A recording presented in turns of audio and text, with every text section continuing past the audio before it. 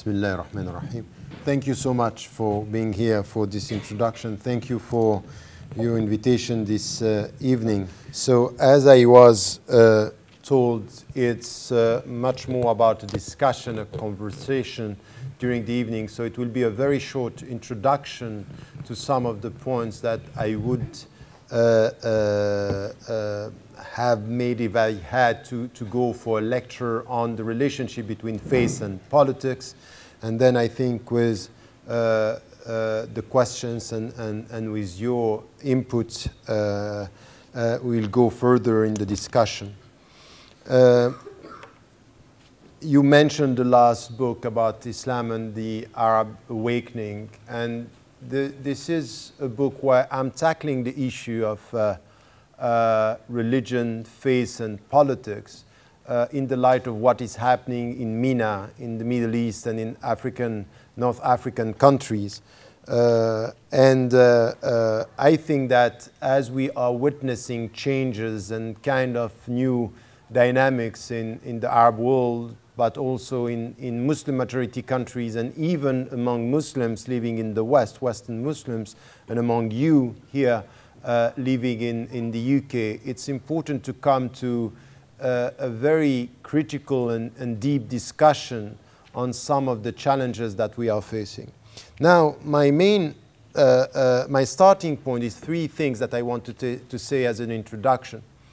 I think that when it comes to faith and politics, very often when it's for the Muslims to try to explain what is their take or what could be explained through the Islamic history and the Islamic civilization and from within the Islamic references, we have something which, in fact, it's not intellectual. It's not coming from a clear, rational discussion on the topic. And this is from where I want to start.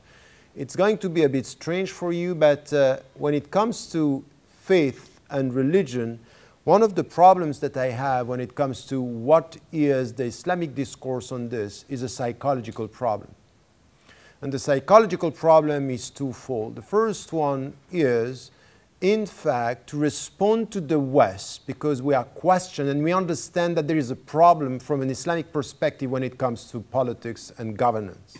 So as the dominant discourse is a secular discourse, what the Muslims are trying to do is to show from their perspective either they don't have a problem with anything which is coming from the secular dominant framework, or to do exactly the opposite. We don't buy it, we don't accept it, ours is completely different.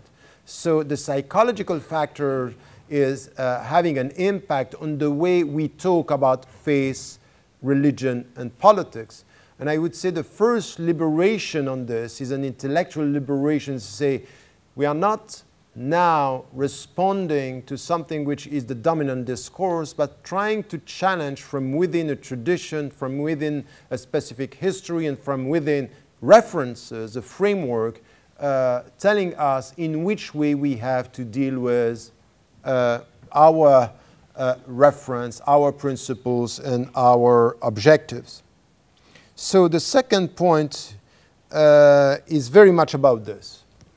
It's coming back to the Islamic framework and the Islamic principles. Can we find something which is said from within our reference, our history? It's both al-naql, which are the texts, the scriptural sources, but also the tradition, al-turath, which is the very old Islamic tradition, and not only the legal field, not only the fuqaha, the fiqh issues that has to do with Islamic law and jurisprudence, but also the philosophical approach that we have coming from thinkers, coming from philosophers, and coming from the very old tradition of people thinking about political sciences. This is something that sometimes we are neglecting. It's as if Islamic references are only dealt with through the fiqh dimension and the principles that are taken by or promoted by the fuqaha. And I think that this is wrong. The tradition of Muslims dealing with politics and governments is wider than only the fuqaha, even though the fiqh or the reference to Sharia, for example, if we go back to Ibn Taymiyyah with his Siyasa Shar'iyya, when he was talking about this, or Al-Mawardi, Al-Ahkam Al-Sultaniyya, this is truly something which was produced in that field. But the relationship between the Islamic principles and power and authority are not only dealt with through the law and jurisprudence field. It's wider than this, and I think that we have to consider that as something which is part of our legacy as well.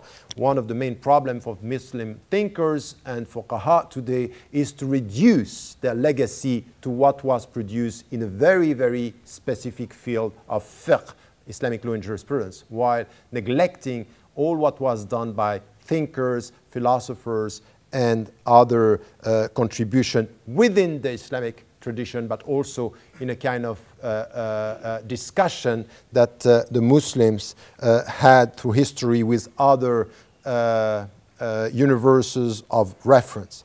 Now, the last point of my introduction, connecting the first 2 points, is the psychological factor, and this reductive approach towards our legacy is something which is showing or revealing something that I call a kind of inferiority complex attitude.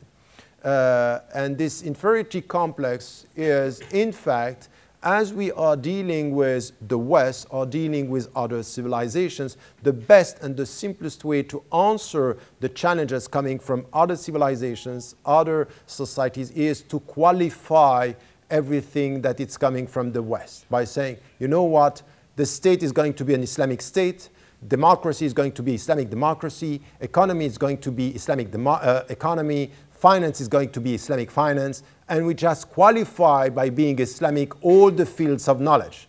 And then we say it's as if we have an answer when it comes to political Islam or Islam dealing with politics by just qualifying this. And I think that we need a critical approach towards this. This is too simple, and we don't go far enough in our discussion of what do you mean when, for example, you are referring to and you are adding the qualification of being Islamic in any of the field.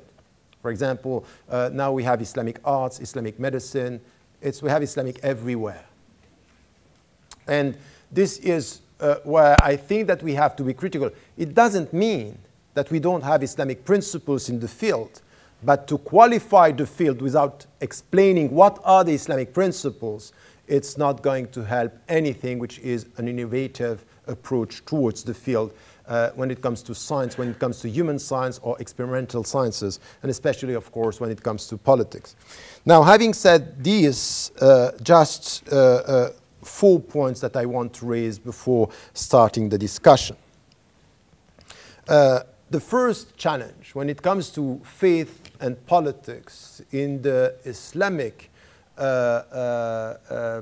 frame of reference, and when we deal today with Muslims, is something which is a very simple statement to make, but a very complex conclusion to extract from what I'm saying, is the difference between what we have as principles and what we are dealing with as models.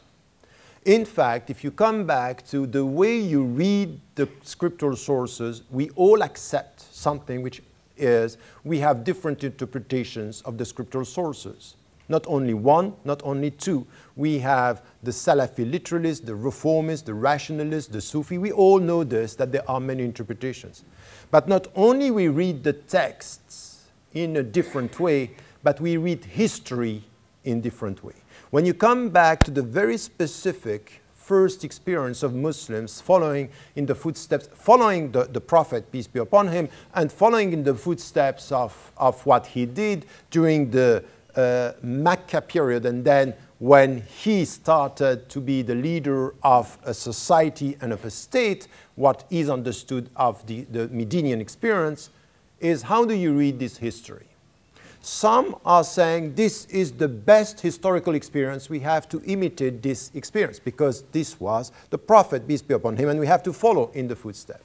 Okay, others are saying, yes, this is the best experience, yet this experience cannot be exported to our time because this was during the 7th century. So what is, at the end of the day, your reading of this period that you take as principles and that you can use for today? What is exportable and what is not?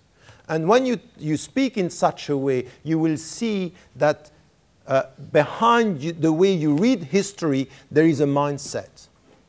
In fact, if we want to deal with politics and to understand what kind of principles you are going to extract from the first Medini experience, is you extract the principles, but you have to think about new models.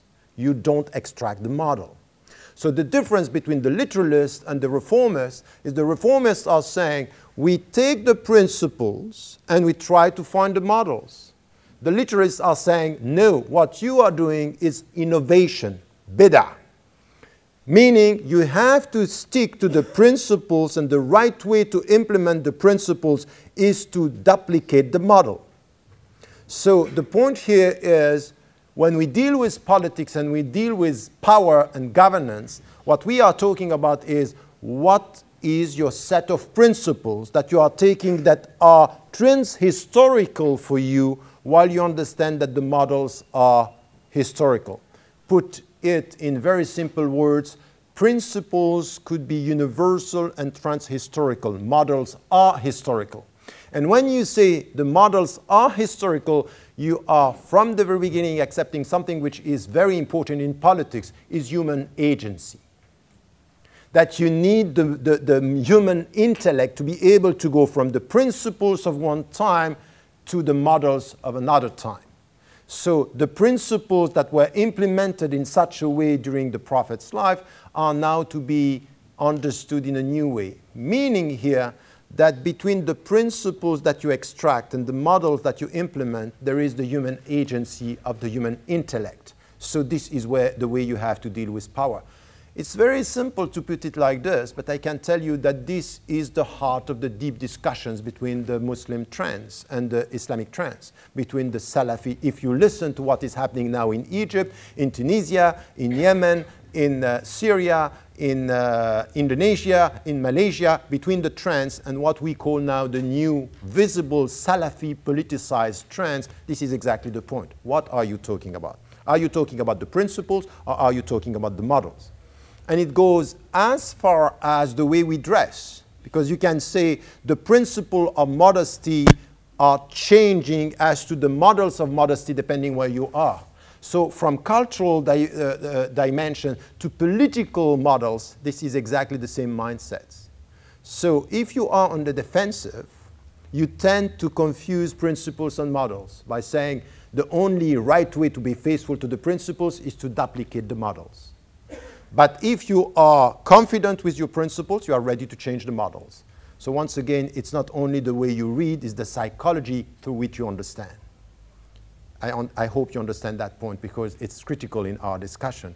But as you saw, I'm not talking here in a discussion with the West. I'm talking through a discussion with the self, with the way the Muslims are understanding their own point of reference. Now, when it comes to this, there is another discussion which is important and we are sometimes avoiding, is the relationship to power. So this is something which, once again, is how do you deal with power? Because politics, it's about governance. And governance means how do we deal with power? So there is something that is not very much there in the Islamic discourse when it comes to the fuqaha. But as we know, when you say that we don't have a hierarchy, we don't have a pope in Islam, we don't have someone who is talking for all the Muslims, that's all good, and we are very often very happy about saying there is no central authority. But when you don't have a central authority, it's a burden on you to deal with a diversity of authorities. So the problem of authority is critical here. Who is talking? So we have it on the religious side And then we have it here on the political side. How do we structure authority? So there are principles in the Islamic tradition which has to do for many centuries and decades. The Muslims were talking about shura, amruhum shura baynahum. This is where this delegation of power is something which is very important. That when we come to the very understanding of shura, once again, what is important is to try to extract from what was done by the Prophet himself, peace be upon him, during his time, which as a prophet, as a messenger, he was ready to sit with companions and to listen to them and to be put in a minority situation and to follow the majority.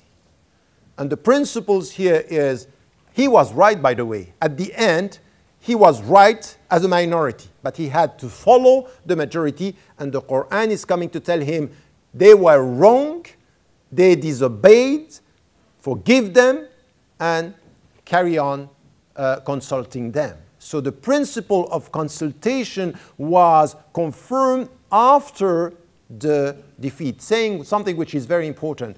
Principles are not about the results, are about the starting point of the whole structure. So at the end of the day, the result was failure, because in Uhud, in one of the battles, they failed and they were beaten. But the principles, it's coming in the Quran saying that you have to follow this.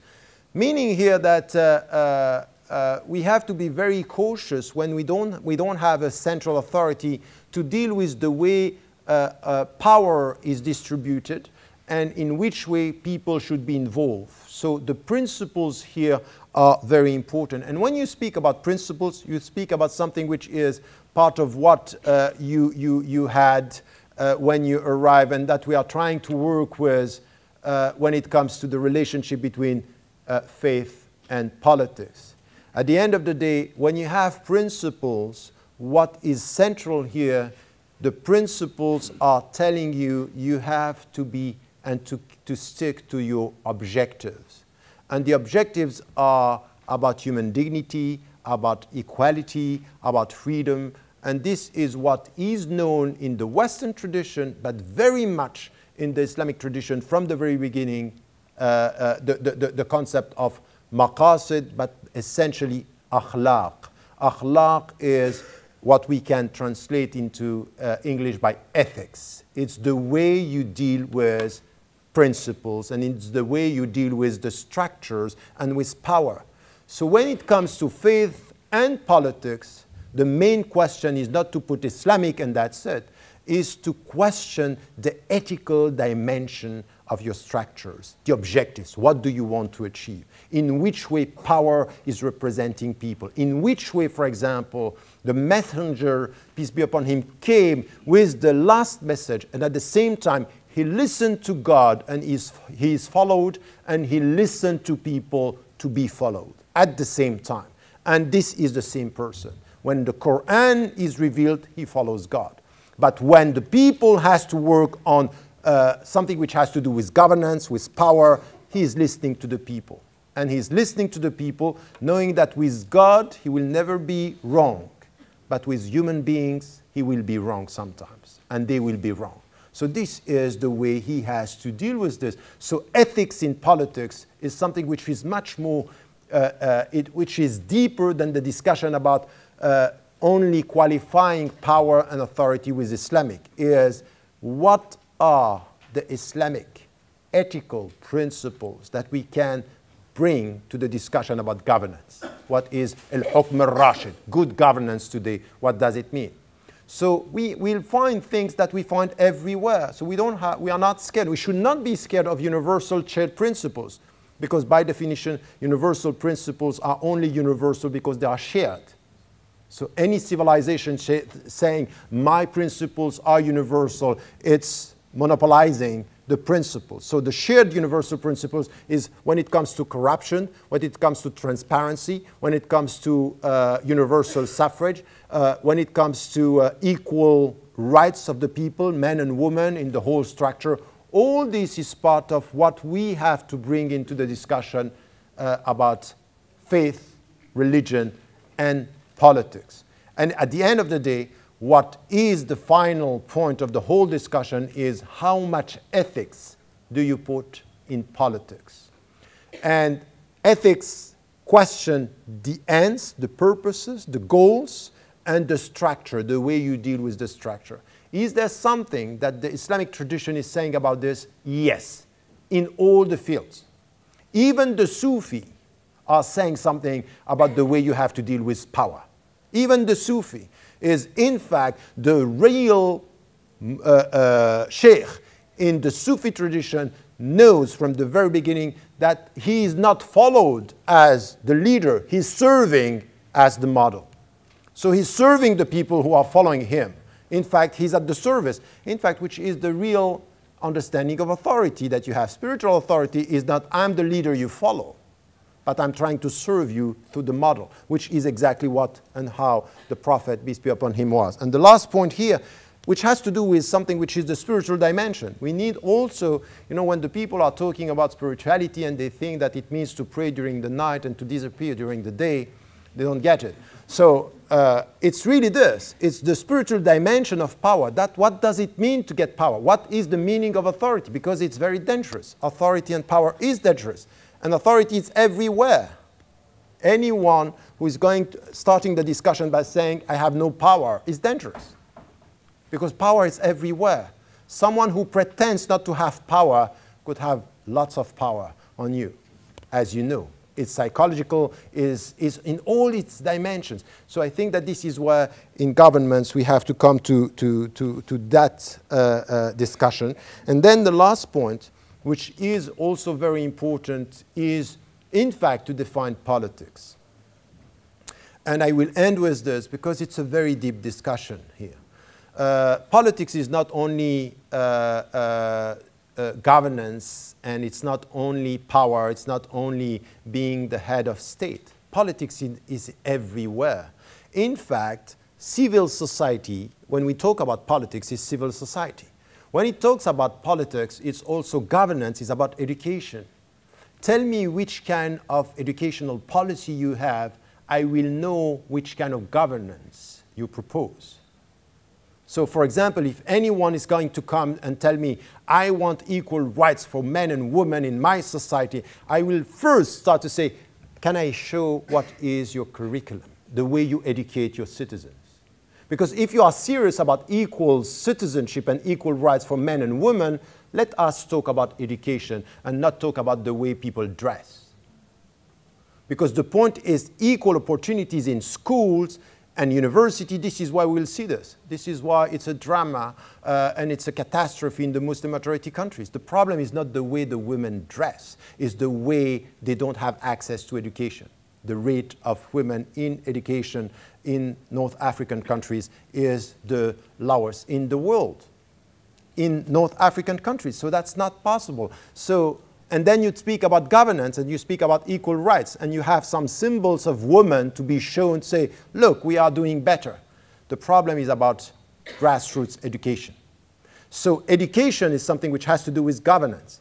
Social justice and job market has to do with politics. It has to do with governance. The way you are promoting equal opportunities. Why? For example, if there is no, it's not only equality, it's equal opportunities is not the same. If you come to Rawls' theory about justice, he's right on this. He's very much stressing on that point.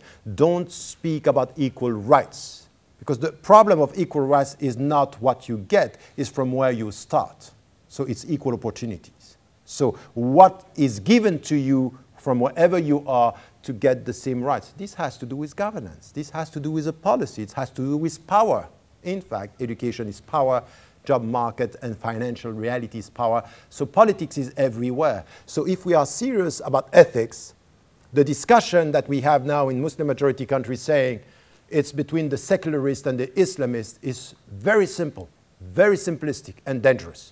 Because we are not talking about the real centers of authority, power, governance, and politics in the societies. Education, job market, corruption, something which is very important, because you can't have anything which has to do with governance and ethics if we have corrupt systems as we have now in the great majority of the Muslim majority countries, but also in the West, by the way. It's just it seems to be less visible, but corruption is there. And the last dimension here has also to do with something which, as we are talking about governance and power, it's culture.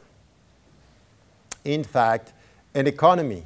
By the way, and this is my final point, there are two fields that we need to deal with if we want to talk about governance and we want to avoid simplistic discussion. We know today that we have an economic order, and the states that we are talking about are not under the authority of religions. You know, the secular system is telling us in the West, separate between state and religion. Do we have today something which is separate between state and economic interests? While transnational corporations and banks have the authority on the state. So they are taking from us authority we never gave them, and we call it democracy. But in the economic field, there is no democratic systems to decide. They are deciding on a basis which has nothing to do with democracy. So in fact, the religions of the past are now replaced by economic powers of the present. And we see this, and when there is a crisis, an economic crisis, we just hear about technocrats telling us that we are giving money to banks that are collapsing, and at the end of the year, they have so much interest that you ask yourself, how come the states are giving so much money to banks that at the end of the year, the civil year, they have millions of interest, and they are telling us that things are going well. And this is done without our say on anything. Where does it fit in the whole democratic system is something that the West and us, from where we are, we have to answer this. And the last center of authority and power when it comes to politics and ethics is culture. And this is essential. There is no political system. You know, the way I am putting it is there is no religion without culture. There is no culture without religion. But religion is not culture. You can say exactly the same with politics. There is no politics without culture. There is no culture without politics, but politics is not culture. We can put it exactly the same way. The point is that when you have a world culture, when you have this intrusion in our daily life on the cultural side, it's in which way culture is playing a role in the way we deal with political authority, in which way culture has to be dealt with in order to liberate also the people and to have autonomous citizens in cultural terms, because they are coming from somewhere. They need to deal with governance in cultural terms, in cultural, through a cultural angle. And this is not what we have now. It's as if we are imposing structures or democratic structures, and we are not dealing with traditional cultures in the way the people are having this delegation of power and the power structure within the system. So this introduction in 20 minutes is just to show you how much it is complex, how complex the whole discussion is. And it's not only tell me if you are a secularist or an Islamist. This is simplistic and very dangerous as much as it is simplistic in the whole discussion. Thank you.